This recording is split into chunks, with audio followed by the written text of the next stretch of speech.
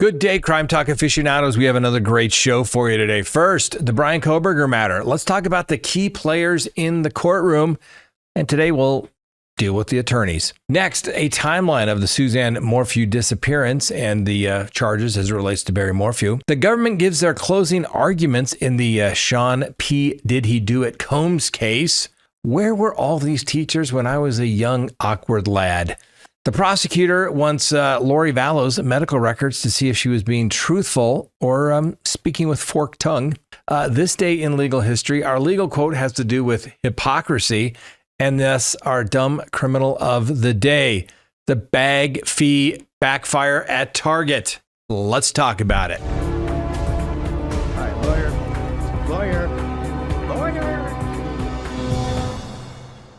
Good day, Crime Talk aficionados. My name is Scott Reich, and this is Crime Talk. Thanks for joining us. You know the drill. Subscribe if you haven't, like if you do, leave me a comment below, and hit that little bell for notifications of when we go live or put up new content. And before we get to the docket, let me remind you to go to crimetalksearch.com, sign up for that background subscription service today. When you do, you can do a background search on anyone here in the United States, and you're going to get more information than you ever thought you'd want to know about this particular person.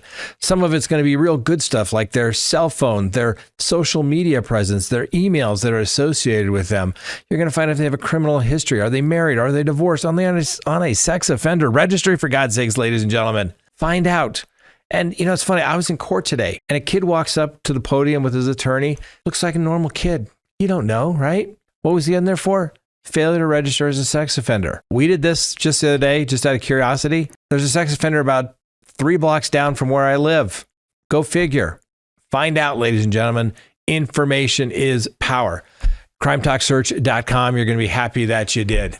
All right, ladies and gentlemen, let's go ahead and open the record for Thursday, June 26, 2025. And first on the docket, let's talk about the attorneys in the Kohberger case. Now, obviously, the Kohberger case involves some very experienced attorneys with Ann Taylor's extensive capital case experience and the strategic media use standing out on the defense alongside with Bicca Barlow's DNA expertise. We got Jay Longsdon and Jason Labar play key roles as well, though Longston's involvement has shifted more to a consulting role. Now, the prosecution, with got Bill Thompson, with Ashley Jennings and Jeff Nye, relies on the DNA and witness testimony to pursue the death penalty. So let's take a look at the basically the qualifications of these attorneys. Now, obviously, we got Ann Taylor. She's the lead defense attorney. Went to the University of Idaho College of Law, and also got her bachelor's degree from the University of Idaho. She was a public defender and ultimately was the lead public defense counsel, where she also focused on capital cases. Now, as a public defender there in Idaho, she handled indigent defense cases, i.e. people that qualify for the public defender's office. And she is only one of 13 death penalty qualified attorneys, at least there in the state of Idaho. Now, early on, there was some question whether she had represented the victims' families, including Kara Nothington and Corey Hatrock in this particular case. But that's been resolved, no conflict issues. Significant cases, well, obviously the Kohberger case, which started back in 2022, and the big moment there was she got a change of venue. I bet she's wishing she'd kept that case, or at least got to keep the same judge, because I'm not sure Judge Hippler is a big fan of hers, and I'm not sure she's a big fan of Judge Hippler at this point, because Judge up there in Latah County gave her pretty much whatever she wanted. It was definitely going good for her. Not so much down there in Ada County. And she also handled the Skylar Mead case, where she was a lead defense attorney. And she's also testified as it relates to the death penalty expansion bill that was before the Idaho legislature last year.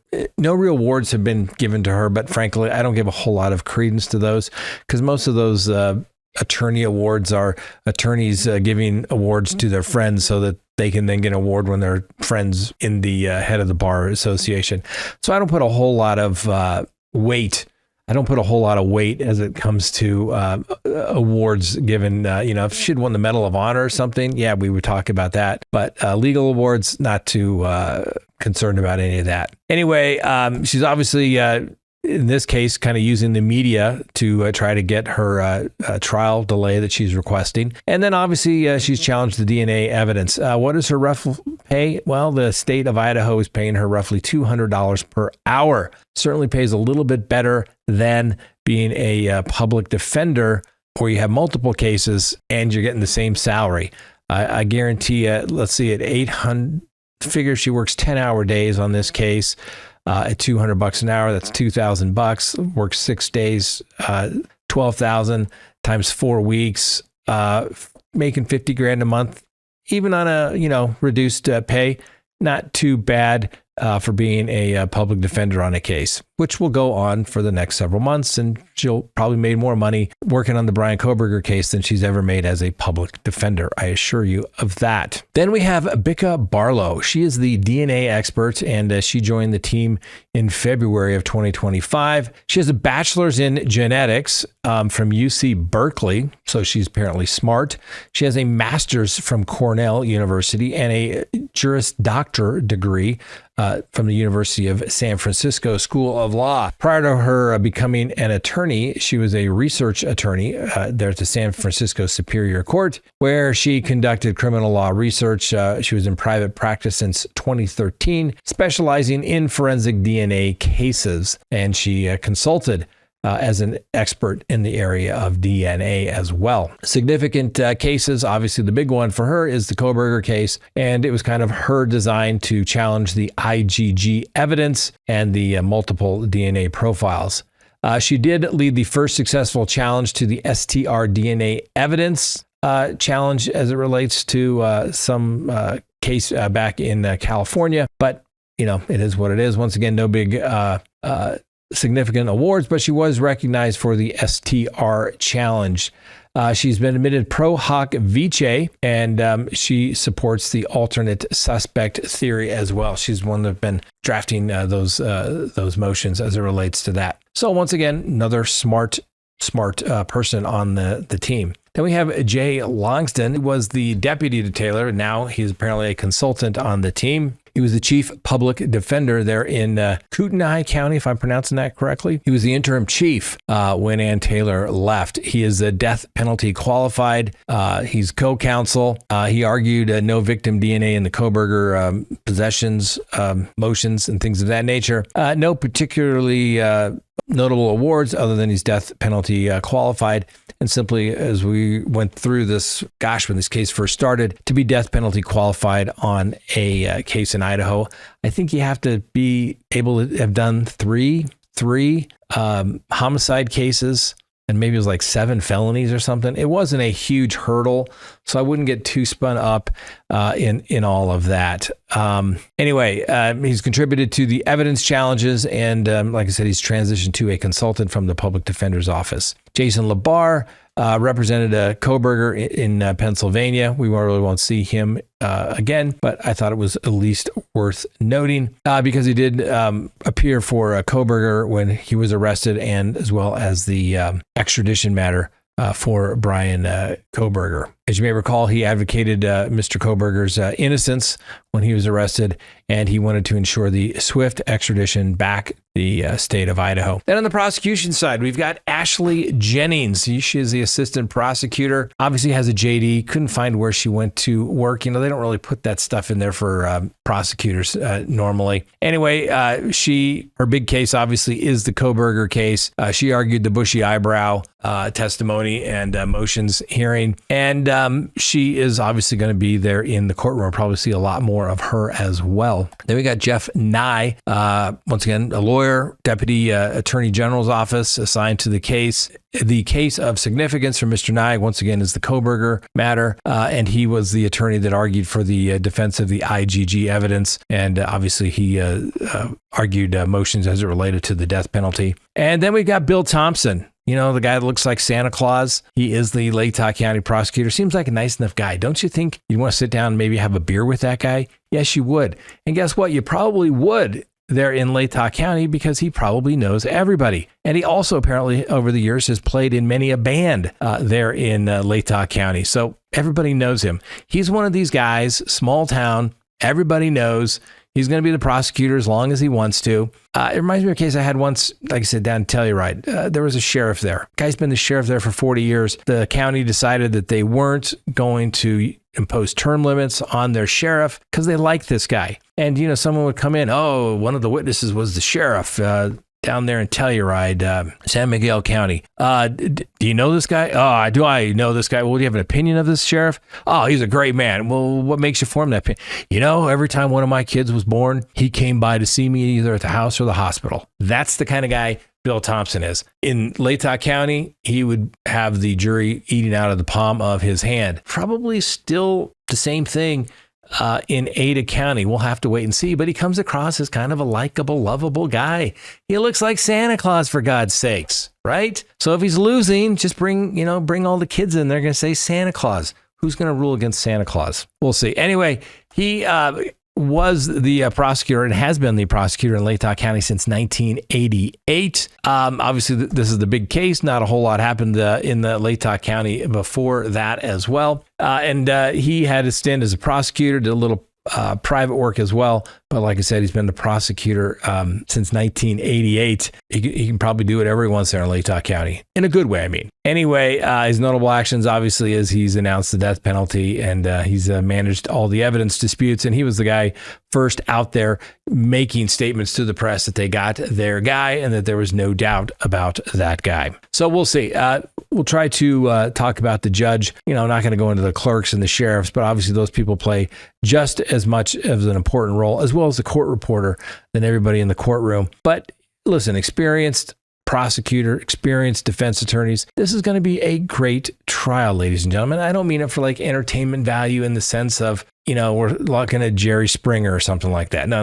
That case ended last week. All right. I think this judge is going to keep the professionalism to the highest level. I think the attorneys will do the same as well. I expect to see very good lawyering. That's what I like, right? When you go to, I hate to keep doing a sports analogy, but like if you go to a football game, basketball game, soccer match, whatever, you want to see a good game, right? You don't want to see a blowout. You want to see a battle back and forth, score a point. Ooh, good point. Ooh, they countered that point. Oh, I don't know. Maybe they're a little ahead, but we like that. We want to see that. Obviously, we want justice to be done, right? If Bryan Kohberger did it, the jury will hopefully find him guilty. If they are not convinced that he did it, they will find him not guilty. That is the way the system works. And we all are going to be able to see it. Very pleased for that. Next on the docket, let's talk about Suzanne Morphew and her disappearance. All right, now a lot of people either didn't know about this case or maybe have forgot about it. So let's give a quick recap. So Suzanne Morphew, May 6th, all right, she sent a text message to her husband, Barry Morphew, stating, "I'm done. I could care less what you're up to and have been for years. We just need to figure out how to do this civilly." May 10th, Suzanne Morphew was last seen. Barry Morphew informed the detectives he last saw his wife about 5 a.m. just before he left for a landscaping job in Broomfield, Colorado, which literally 3 miles down the road from my office here. Okay. My airplane hangar is in Broomfield, Colorado. Frank, the hardest working man in show business, lives in Broomfield. My son went to Broomfield High School, for goodness sakes. Okay. Anyway, nice little wholesome little town there, right? So that's where he was going to be. Anyway, a neighbor reported Suzanne missing after she failed to return from a bike ride on Mother's Day. Now, police located her blue mountain bike with no blood evidence nearby. And a deputy noted that the bike appeared to be deliberately placed, raising suspicion of some sort of criminal activity. Now, I'm not really sure how you could say it was deliberately placed, like, oh, I'm going to lay it down here, or you send it over. Seems like speculation. Probably the officer's opinion at trial will not come in. Just say, how did you find it? Try to get it in, I guess. Did it appear to be deliberately placed, or was it just there naturally? Objection, speculation, sustained, move along. Next, a large-scale search was initiated involving the Chaffee County Sheriff's Office, the FBI, and the Colorado Bureau of Investigation. Then on May 13th of 2020, investigators found Suzanne Morphew's bicycle helmet approximately 0.84 miles from her bike.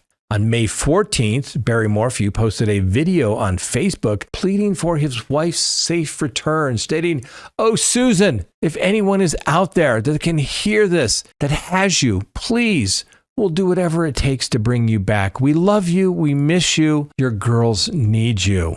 Then on May 5th, 2021, Barry Morphew was arrested and charged with first-degree murder, attempting to influence a public official, and tampering with physical evidence. He enters a plea of not guilty. Then through a lot of mess as it relates to the prosecutors and their discovery, which ultimately resulted in the prosecutor, Linda Stanley, the first, wound up getting disbarred because of how poorly she handled the Barry Morphew case. And so then on April 19th of 2022, a Colorado judge dismissed the charges against Barry Morphew without prejudice due to prosecutorial misconduct, allowing the potential for future charges. And as you may remember, the prosecutor got up there and said, "We know where she's buried. We'll find her." And every time I flew over that stretch of land, I just wonder if they're down there looking for Suzanne Morphew. Anyway, the Colorado Bureau of Investigation located Suzanne Morphew's remains in Moffat County, right there on the line, also of Saguache County. Now, it's spelled Sagauhe or something along those lines, but it's pronounced. I've had people call my office, which I appreciate. Let me know it's pronounced Saguache, apparently the Saguache Indian tribe. I lived in Colorado all my life. It doesn't come up very much in conversation, the pronunciation of Saguache or Saguache. Saguache it is. We'll take their word for it. Okay. Next, on April 19th of 2024, an autopsy determined that Suzanne Morphew's death was ruled a homicide with the BAM intoxication detected in her body. Anyway, all these tranquilizer medicines that they refer to as BAM, it was detected in her body. Then on June 20th of this year, a grand jury indicted Barry Morphew for first-degree murder in the death of Suzanne Morphew.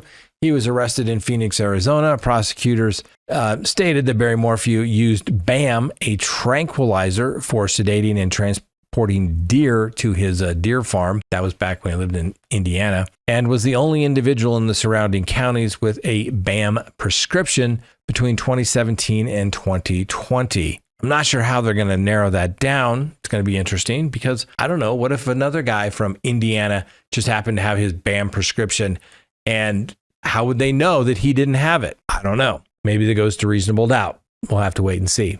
Anyway, Barry Morphew's attorneys stated that Mr. Morphew maintains his innocence, and the prosecution's has not had a whole lot of comment other than they're going to do it right this particular time. Now, Mr. Beller, who I know, he's an acquaintance professionally. It's not like we hang out or anything. Very fine attorney. He did say early on that it's the same charges, same evidence. It's going to be the same result. I always found it's very, very good not to make, yes, my client maintains his innocence, that kind of thing. We're going to fight this case in the courtroom, not in the media. Otherwise, you could wind up being a little humble pie. You got to be a little humble as a defense attorney. Why? Because you got to make sure, everybody's telling you the truth. Let's just put it that way. Next, the prosecution's closing argument in the Sean P. Did He Do It Combs trial. So the closing argument was delivered by Christy Slavic, and she systematically outlined the government's case, emphasizing the allegations of sex trafficking, racketeering, conspiracy, and related predicate acts. Let's go through a bit of a summary of the arguments based upon updates that were coming out of the courtroom. So the whole thing started. Slavic began by characterizing Combs as the leader of a criminal enterprise that relied on power, violence, and fear to coerce women. Sounds like the theory and theme of every domestic violence case. And that's kind of way this kind of comes out, as sounds like it's a DV case, but not every DV case is a racketeering case. So we'll see if they get the racketeering. I don't think Sean Combs is a good guy, but I'm not sure that this really fits the allegations, but we'll have to wait and see. Anyway, Ms. Slavic said that specifically Cassie Ventura and a former girlfriend referred to as Jane were forced into participating in drug-fueled sexual encounters termed freak-offs. She alleged that Combs manipulated these women for their own entertainment, using his wealth, influence, and loyal inner circle to conceal his crimes over nearly 2 decades. Now, Slavic highlighted 2 violent episodes to establish this pattern of sex trafficking. First, the 2016 International Continental Hotel incidents, where Combs allegedly assaulted Ventura during a freak-off, throwing her to the ground and dragging her back to continue the encounter, as captured on the now infamous hotel surveillance footage. Then we have the 2024 incident with Jane. Combs allegedly physically assaulted Jane by kicking, choking, and slapping her, then forcing her into a freak-off, demonstrating his use of violence to compel compliance. Once again, racketeering or just multiple domestic violence incidences. We'll let the jury decide. Slavic then described Combs' inner circle, including armed loyal lieutenants and assistants, as integral to his enterprise. And these individuals paid by Combs' businesses allegedly facilitated crimes such as drug distribution, kidnapping, arson, bribery, and then ultimately sex trafficking. Now, the prosecution emphasized that the drugs were essential to these freak-offs to use to keep Ventura and Jane compliant. And testimony from the former assistant Mia and Brendan Paul, who testified under immunity, detailed Combs' involvement in distributing drugs, including a plethora of controlled substances. Many of these were often concealed in personal items when traveling. Then we got the kidnapping and the arson allegations. Well, Slavic cited two incidents, right? After allegedly stomping on Ventura's face in an SUV, Combs forced her to stay in a hotel for a week to hide her injuries, leveraging her fear of his violent capabilities. Then we've got Capricorn Clark, Combs' bodyguard, who allegedly took Clark to an empty building for a lie detector test over missing jewelry, threatening her with harm, and which Slavic said amounted to a kidnapping. Then we got the arson predicate act. Slavic asserted that Combs orchestrated the firebombing of rapper Kid Cudi's car out of jealousy over Cudi or Cody's relationship with Ventura, supported by Combs' alleged threats and the lack of other plausible motives. Then we got the bribery allegations. Once again, Continental Hotel incident. Following the assault on Ventura, Slavic alleged 2 bribery attempts. Combs offered a stack of cash to hotel security guards Israel Flores to suppress the incident, and then Combs promised to take care of security guard Eddie Garcia and later paid $100,000 in cash for the surveillance footage, completing the bribe to control evidence. Then we got sex trafficking and freak-offs. The definition of freak-offs, Slavic clarified that freak-offs, also called hotel nights or wild king nights, involve coerced sexual encounters with male escorts orchestrated by Combs. She emphasized that the charge of sex trafficking hinged on Combs' use of force, threats, fraud, and coercion, not the nature of the relationships themselves. Then we got the whole single incident. Is it sufficient? The jury was told that finding even one instance of a freak-off driven by illegal means would suffice for a sex trafficking conviction. The prosecutor, Ms. Slavic, presented evidence of progression of sexual acts controlled entirely by Combs, with Ventura and Jane compelled to participate. Then we've got coercion via financial leverage and fraud. Remember, Slavic alleged that Combs coerced Jane by threatening to withhold $10,000 monthly rent payment, using her financial dependence to ensure compliance. Then we got text messages and voice messages from Combs were cited, as well as this coercion. Then we got the fraud in the New York trip, September of 2023. Combs allegedly deceived Jane into traveling to New York by promising shopping and dinner while secretly arranging a hotel night with a male escort. This incident was presented as a clear act of sex trafficking through fraud and coercion. Then we have the June 2024 incident with Jane. Slavic recounted Jane's testimony of being brutally assaulted by Combs, resulting in a black eye and lumps. Combs then allegedly forced her to take a pill and perform sexual acts with an escort, taunting her by asking, "Is this coercion?" This incident, occurring after federal raids on Combs' homes, was framed as evidence of the brazen disregard for the law. Now, the prosecution argued that Jane's compliance stemmed from fear, further violence, directly linking the assault to the sex trafficking charge. Then we got the whole control over Ventura and Jane.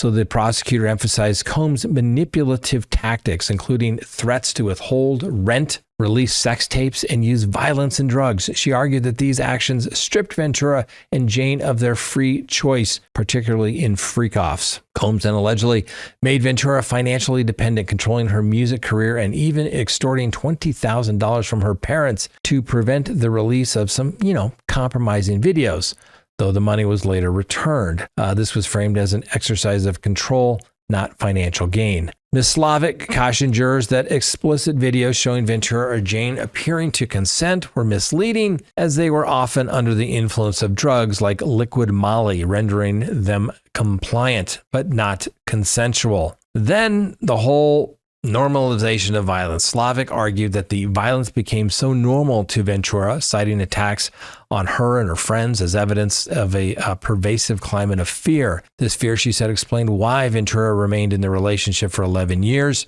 countering the defense claim that she acted voluntarily. She said the freak-offs were humiliating. Ventura's testimony described freak-offs as job-like obligations involving degrading acts like being covered in baby oil or urinated on, often during her menstrual period. Slavic argued that many instances were coerced, constituting sex trafficking. The surveillance video of Combs assaulting Ventura was replayed by the prosecutor, Ms. Slavic, asserting that Combs was in control, not intoxicated, and that the attack was part of a pattern of enforcement of these freak-off participations that were required. Then we got a fear as a barrier of leaving. Slavic directly addressed the defense's argument that Ventura chose to stay with Combs, asking jurors to consider the terror of living with an unpredictable, violent man from a stronger and older partner as well. She argued that Ventura stayed because when he was happy, she was safe, highlighting a lack of voluntary choice. Anyway, Slavic reiterated that Combs' refusal to accept no for an answer combined with threats and violence ensured that Ventura's participation in freak-offs meeting the legal threshold for sex trafficking. The prosecution centered on Combs' alleged use of force, threats, fraud, and coercion, compelling Ventura and Jane into these freak-offs with specific incidents 2016, 2023, and the 2024 as evidence. Combs was portrayed as the head of the criminal enterprise with predicate acts including kidnapping, arson, bribery, drug distribution, and sex trafficking, supported by the inner circle's actions. The prosecution emphasized that Combs' manipulation through financial dependency, physical violence, and psychological fear undermining claims of consensual relationships. Slavic countered that the defense narrative of consensual polyamorous relationships by highlighting coercion and the lack of free choice, particularly through drug use and violence intimidation. Now, the closing arguments lasted approximately 4 hours, concluded with a lunch break, after which the prosecution was set to continue. The defense closing arguments are going to be tomorrow, followed by the prosecution's rebuttal. It's going to be a good one, ladies and gentlemen. I don't know. Like I said, when this case first came out, I was like, ooh, old Sean Combs is in big trouble, right? But as things have gone on, the evidence has not come out quite as expected. In fact, the prosecution dismissed several counts right before they rested, and or after, I should say, right before the motion for judgment of acquittal, because the judge probably was going to grant those particular counts. They put it under the guise of, we're just trying to simplify jury instructions, but they knew they hadn't presented sufficient evidence to do that, more than likely. Either way, it is what it is. Charges were dismissed. The defense put on very limited evidence, put some context as it relates to some of these text messages, showing that they believe that these were consensual encounters. Sean Combs did not testify. Probably best that he didn't. And the jury will be instructed that they cannot use his silence against him in any way. The defense is going to get up and argue and say, you may not like Sean Combs. He may not get the Boyfriend of the Year award, but guess what? He didn't commit sex trafficking. These are all separate incidents. You know, they should have been charged in state court as a misdemeanor DV, maybe a felony, but it's not human trafficking. But ultimately, it depends on whether the jury believes that argument or they believe the prosecution's argument. We're going to have to wait and see. Next, where were all these teachers when I was young? A young, awkward young lad, I might add. And I say that facetiously, so you don't have to say, oh my gosh, Scott, these boys are all victims. Okay? So, to be a gawky, brace-faced boy again, right? Navigating the treacherous halls of a middle school where the only thing more confusing than algebra was the sudden attention of a certain fifth grade teacher. Bring in Laura Karen, a 34-year-old educator from Cape May, New Jersey, missed the memo on keeping things professional. Last week, a grand jury indicted her on a charge of first-degree aggravated sexual assault, second-degree assault, and second-degree endangering the welfare of a child. And here I was thinking the biggest scandal at 13 was sneaking an extra pudding cup at lunch. Well, Miss Karen, it seems, took a little extra credit to a whole new level, allegedly engaging in a year-long relationship with a boy starting when he was, wait for it, 11. 11, ladies and gentlemen. When I was 11, I just wanted to ride my bike, my skateboard. That was it, ladies and gentlemen. It wasn't until I got to college that basically women were terrifying. They were scary and they smelled nice. And, but you still just wanted to go ride your bike or a car or something, right? They were scary. But 11? For the love of God. Anyway, from 2016 to 2020, this now 19-year-old who once called her classroom home reportedly lived under her roof. And prosecutors claim that she gave birth to a daughter in 2019 when the boy was a mere 13 years old. Where were these soap opera plottiness when I was dodging dodgeballs in gym class? Anyway, the story broke wide open when the boy's father, in a Facebook post that could have doubled as a Maury episode script, pointed out that the uncanny resemblance between Karen's daughter and his son. Tell me y'all don't see what I see, he wrote, practically begging for a paternity test. Spoiler alert, the cops took notice, and now Karen's facing up to 20 years in prison if convicted. Now she's out on bail, probably wondering if she can trade her chalkboard for a get out of jail free card with a court date set for July 16th. Here's the kicker. The young man, now an adult, has stated that Karen isn't a predator and shouldn't face any jail time. Kid, I get it.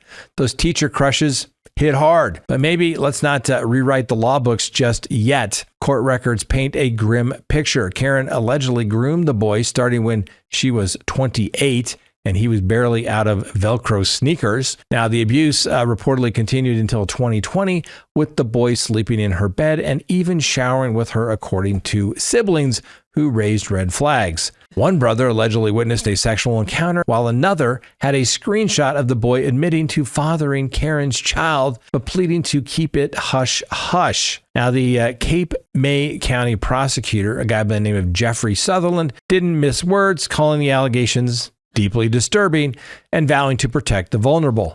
Meanwhile, Karen's defense attorney, John Temetri, is out here arguing the state jumped the gun, noting no DNA test has confirmed paternity just yet. And prosecutors, however, are armed with forensic analysis, interviews, and affidavits that suggest Karen's used her teacherly charm to manipulate a child who, along with his siblings, moved into her home due to family instability. Needless to say, the Middle Township School District, where Cannon taught for over a decade, has suspended her without pay and is keeping quiet.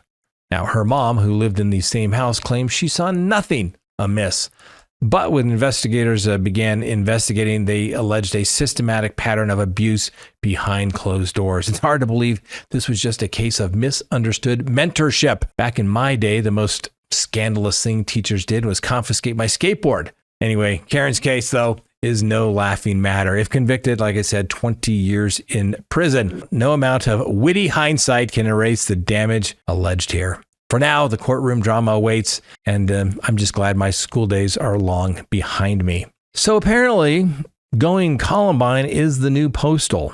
Well, look who thought he could play the big bad wolf at a Texas Christian summer camp. Mario Bernal, a 23-year-old former counselor at Camp Choya in Livingston, apparently decided to spice up his resume by allegedly threatening to create if his pint-sized campers dared to ruffle his feathers. Talk about a guy who takes a bad day at work to a whole new level. Anyway, the police scooped up this Utah native on Sunday after a witness ratted him out for his not-so-charming threats. Bernal, clearly auditioning for a role of a camp villain, reportedly told said witness he'd clock himself out if the camp gave him the boot, all the while hinting at recreating the 1999 Columbine massacre that claimed 13 lives. Oh, and if the camp dared to slap him with a legal trouble, he'd make sure he didn't go down by himself. Charming guy. But wait, there's more. Staffers at the Camp Choya, which fancies itself as a wholesome haven for growing in faith and character, and not terrifying kids, also accused Bernal of locking children in a hot room as his twisted version of discipline. Because nothing says summer fun like a sweatbox timeout. Naturally, the camp showed him the door faster than you can say bad life choices. Police caught up with Bernal, lounging in his car at the camp's entrance, probably not the grand exit he envisioned. The police say that the Livingston police chief, Matt Parrish, wasn't here for the drama, stating, "Threats to this community, especially involving all children, are always be taken seriously." Preach, chief. Anyway, Bernal's now cooling his heels on a $50,000 bond, charging with making a terror threat, impeding public service. He's hoping his next gig doesn't involve kid camps or, frankly, any sharp objects. Quickly, Lori Vallow, remember she filed a motion for a new trial? One of her claims was that she was sick and the judge made her go to trial when she was sick. Anyway, the prosecutor says, hey, not that we don't trust Lori Vallow's word because it's so honorable, but we don't trust Lori Vallow's words. And so the prosecutor has asked the judge to order that her medical records from the jail be released. I like your thinking, lady prosecutor, but probably not going to happen. HIPAA, remember the HIPAA? I'm not even sure the judge can get around that in most jurisdictions. Anyway, she tried. Next on the docket, this day in legal history, on June 26, 2003, the United States Supreme Court in Lawrence v. Texas struck down state laws criminalizing private homosexual activity, finding that such laws violated the Due Process Clause of the United States Constitution. The ruling overturned the court's previous decision in Bowers v. Hardwick, which, if I remember from my law school days in constitutional law, basically held for the premise that, yes, they could outlaw homosexual activity, and noted that it was still illegal here in the United States until 2003. Next, on June 26, 1919, the United States Senate passed the 19th Amendment, granting women the right to vote. Now, while primarily a civil rights milestone, obviously it influenced the legal framework for the Equal Protection Clause impacting hate crime legislation. That's right. And on June 26, 1963, the preliminary hearing in a lower court for Ernesto Miranda's case was held, leading ultimately to the 1966 Supreme Court decision mandating Miranda rights for an arrestee. So it took 3 years to get through the legal and appellate process. That was probably a long time then. That is a speedy case in today's standards, I assure you of that. June 26, 2000, one of the most important cases written as it relates to criminal law, Apprendi v. New Jersey. It held that any fact increasing criminal penalty must be pled, proven beyond a reasonable doubt, and tried to a jury, not a judge. Who wrote that opinion? Justice Scalia. So what that means is if there was a charge and there was an enhancement, like a gun that was used, it would have to be pled, proven beyond a reasonable doubt, and proven to a jury, not just the judge alone. So you'll see this oftentimes in criminal cases where there will be sentencing enhancers. Oh, you committed an aggravated robbery. Then they'll have a sentencing enhancer saying this is a crime of violence because they used a gun. And when it goes to jury, the judge or the jury would decide are all the elements of aggravated robbery met, and they say yes. Then they go on to a special interrogatory. Had the prosecution proven that a deadly weapon, to wit a gun, was used in the commission of this robbery? Yes or no? If they find yes, proven beyond a reasonable doubt, boom. But that was a huge, huge deal, ladies and gentlemen, in the criminal defense world back in 2000.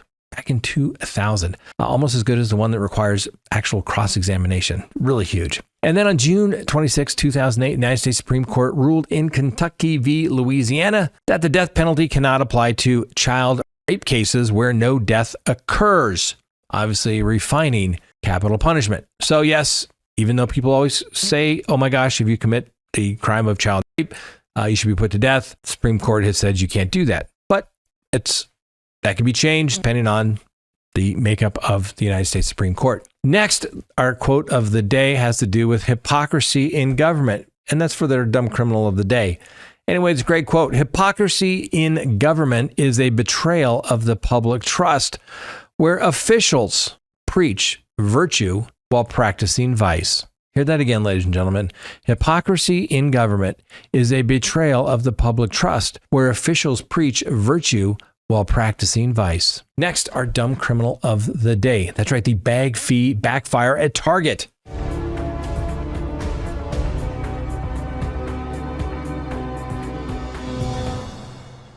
Hold on to your reusable totes, folks, because Connecticut's own state rep, Rahib Ali Brennan, has swiped the dumb criminal of the day crown with a shoplifting saga that equals parts ironic to absurd. This 33-year-old Democrat representing the 2nd Assembly District was caught red-handed at the Bethel Target, allegedly pocketing $26.69 worth of goodies without scanning them.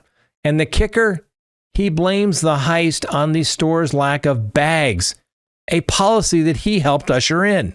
Back in 2019, Ali Brennan threw his support behind a law slapping a 10-cent fee on single-use plastic bags, paving the way for a full ban by 2021. Fast forward to Monday, 6:30 p.m. Guess what? Our chief majority whip is juggling an alleged armload of unscanned items, claiming he was in a frantic rush to visit his ailing grandmother. No bags, no scan, no problem. He seemed to think until Target's loss prevention team recognized him, apparently from prior unreported sticky finger shenanigans. That's right. Ouch, Rahib. That's a little bit of a plot twist, isn't it? Anyway, the Bethel police slapped him with a misdemeanor summons for 6th-degree larceny, and he's due in court on July 1st. Now, even the politician, Ali Brennan, took to social media with a mea culpa. 2 items didn't scan. I was bagless and frazzled. I take full responsibility, sure, but maybe next time, bring a tote. Or no, you pay for the stuff. Anyway, his bio boasts of advancing legislative priorities with transparency and integrity. But this Target tumble suggests he's got some transparency to spare. Anyway, from Queens to Connecticut's capital, this 4th-term rep has championed causes like clean energy and LGBTQ plus rights.